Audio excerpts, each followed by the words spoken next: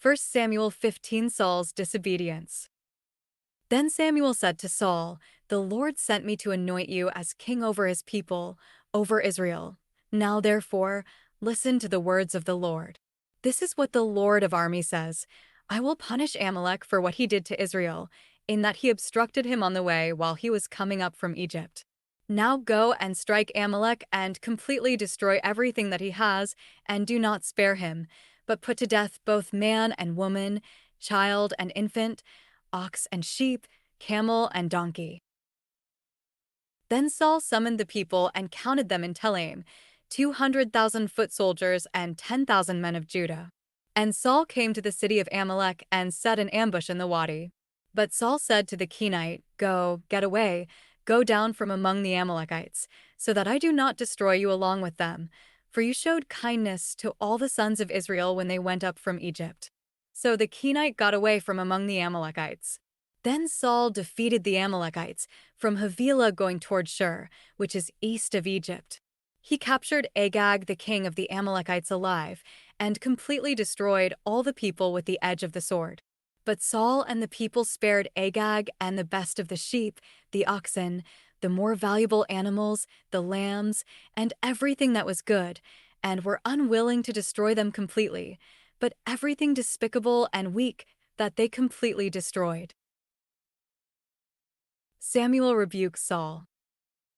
Then the word of the Lord came to Samuel, saying, "I regret that I have made Saul king, because he has turned back from following me and has not carried out my commands."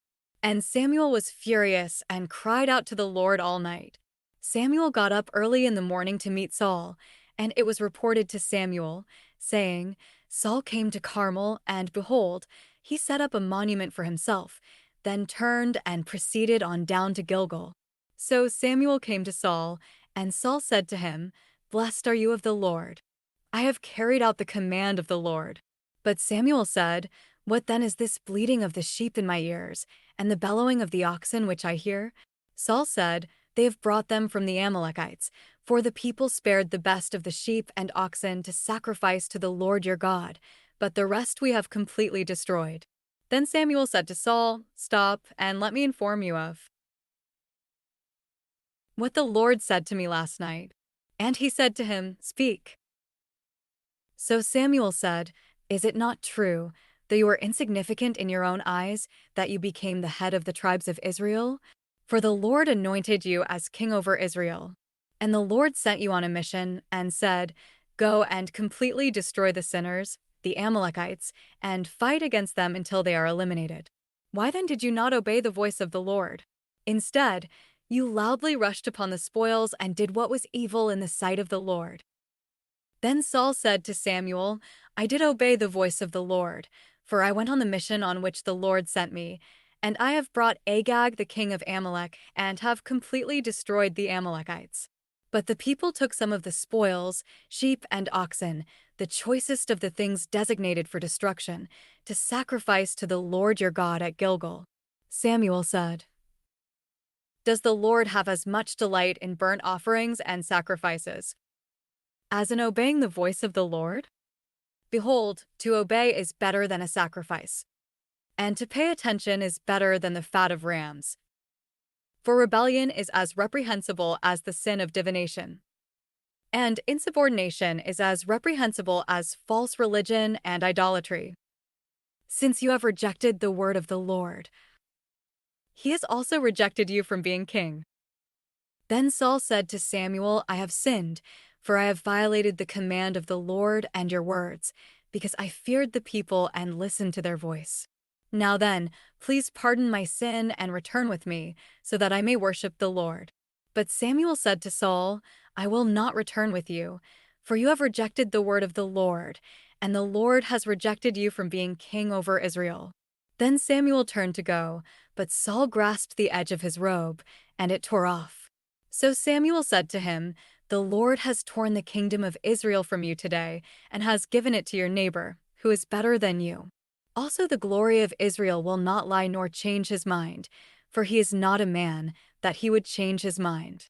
Then Saul said, "I have sinned, But please honor me now before the elders of my people and before all Israel, and go back with me, so that I may worship the Lord your God." So Samuel went back following Saul, and Saul worshipped the Lord. Then Samuel said, "Bring me Agag, the king of the Amalekites." And Agag came to him cheerfully. And Agag said, "Surely the bitterness of death is gone." But Samuel said, "As your sword has made women childless, so shall your mother be childless among women." And Samuel cut Agag to pieces before the Lord at Gilgal.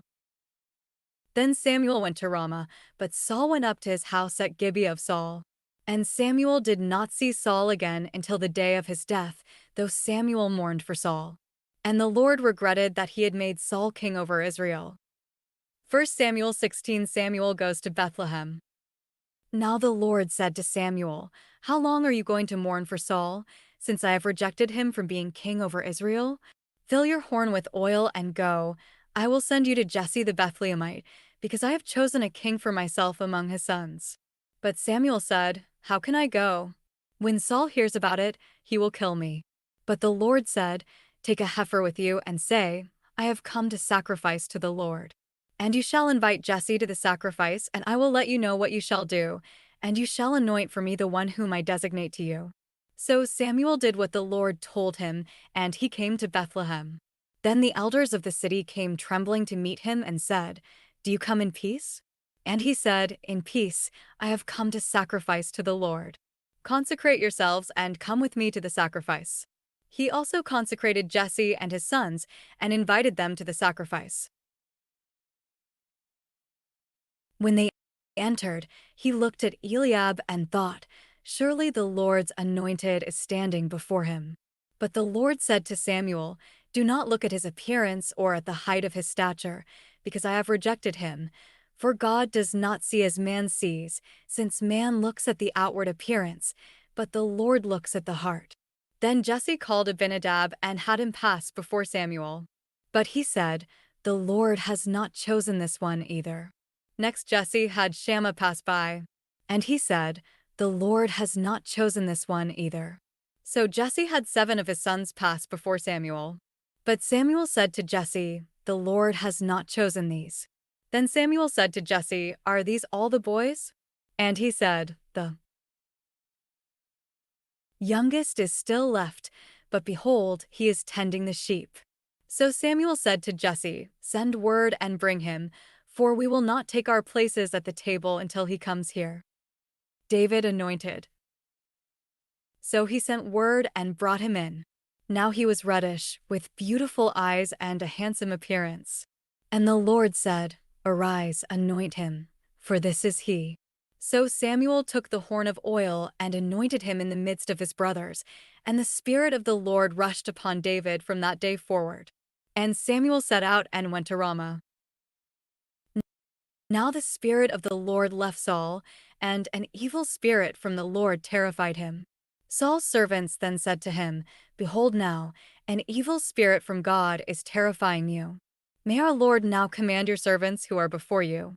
Have them search for a man who is a skillful musician on the harp, and it shall come about whenever the evil spirit from God is upon you, that he shall play the harp with his hand, and you will become well." So Saul said to his servants, "Now select for me a man who can play well, and bring him to me." Then one of the young men responded and said, "Behold, I have seen a son of Jesse the Bethlehemite who is a skillful musician, a valiant mighty man, a warrior, skillful in speech, and a handsome man, and the Lord is with him." So Saul sent messengers to Jesse to say, "Send me your son David, who is with the flock." And Jesse took a donkey loaded with bread and a jug of wine, and he took a young goat and sent them to Saul by his son David. Then David came to Saul and attended him. And Saul greatly loved him, and he became his armor-bearer. So Saul sent word to Jesse, saying, "Let David now be my attendant, for he has found favor in my sight." So it came about whenever the evil spirit from God came to Saul, David would take the harp and play it with his hand, and Saul would feel relieved and become well, and the evil spirit would leave him.